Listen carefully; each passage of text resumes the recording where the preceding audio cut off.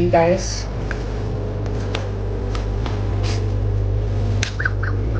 Natural hatching costs too much.